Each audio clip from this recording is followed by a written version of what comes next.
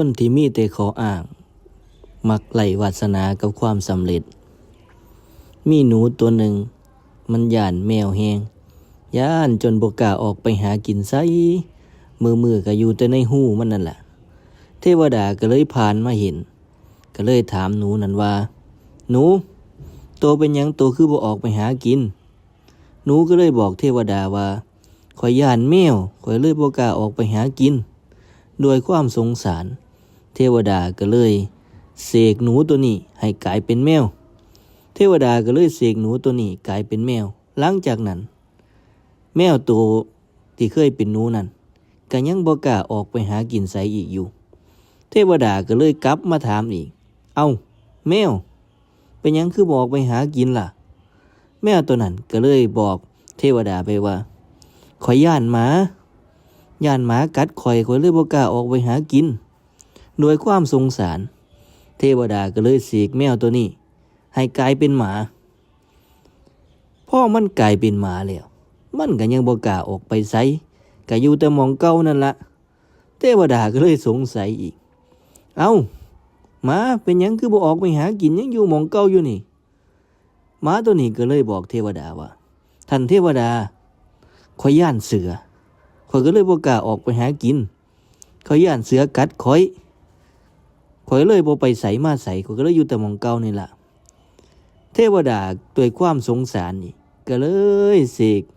หมาตัวนี้ให้กลายเป็นเสือพอมันกลายเป็นเสือเท่านั้นล่ะมันก็ยังอยู่หม้องเก่าบ่ไปไสมาไสอยู่แต่หม้องเก่านั่นละบ่ออกไปหากินย้อนหยังบัดย้อนย้านนายพรานอีกเทวดากลับมาอีกเกิดความสงสัย เอ้าเสือเป็นหยังโตคือบ่ออกไปหากินล่ะกลายเป็นเสือแล้วนี่สิย้านหยังอีกเสือตัวนั้นก็เลยบอกกับเทวดาว่าท่านเทวดาข้าน้อยนี่ย้านนายพรานย้านออกไปหากินแล้วไปพ้อนายพรานย้านนายพรานนี่ค้าเทวดาก็เลยคิดพอโอ้ถึงแม้เฮาสิเสกให้มันกลายเป็นหยังมันก็ยังเป็นมันคือเก่านั่นล่ะเพราะว่าหยังหัวจิตใจมันนี่ยังเป็นหนูคือเก่าอยู่เทวดาก็เลยเสกเสือตัวนี้ให้กลับกลายเป็นหนูคือเก่าก็บอกกับหนูนี่ว่าหนูถึงเฮาสิเสกโตเป็นหยังโตก็ยังขี้หยาดคือเก่านั่นละถึงเฮาสิเสกโตเป็นเสือโตก็ยังใจโตก็ยังเป็นหนูเพราะว่าหยังเพราะว่าใจโตมันบ่กล้าเผชิญกับความเป็นจริงมีแต่ขออ้างย่านนั่นย่านนี่โตก็เลยอดอยากแบบนี้เอาจังสั่นซะโตก็เป็นหนูต่อไปเถาะคนที่มีแต่ขออ้างมักไล่วาสนากับความสำเร็จถ้าเฮามีแต่ขออ้างข้าแต่ย่านนั่นย่านนี่บ่กล้าลงมือทำหยังสักอย่าง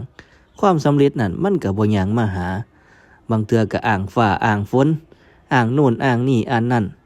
บ่ลงมือทำจักเทื่อสุดท้ายเวลามันก็ผ่านไปก็เฮ็ดให้เกิดความเสียดายได้ฉะนั้นแล้ว